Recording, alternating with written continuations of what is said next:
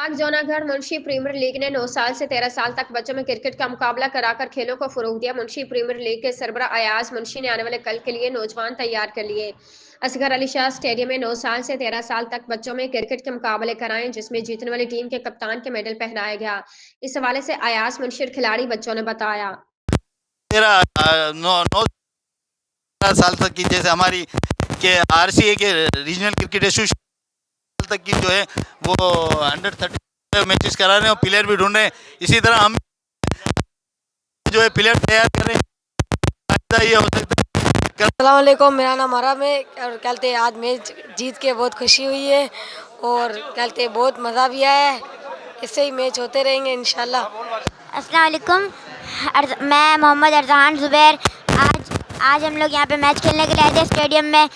Ayaz uncle का शुक्रिया था क्योंकि इन्होंने हमारा बड़ों के साथ हमारा ही मैच कराया और हमें बहुत। अस्सलाम वालेकुम, मैं रोहान नवीद। आज हम यहाँ पे जीते हैं, इंशाल्लाह हम अगली बार भी जीतेंगे।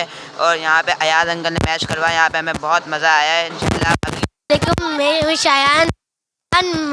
मैं अभी यहाँ पे स्टेडियम, मुझे यहाँ पे बहुत मज़ा आ रहा है। अयाज अंकल ने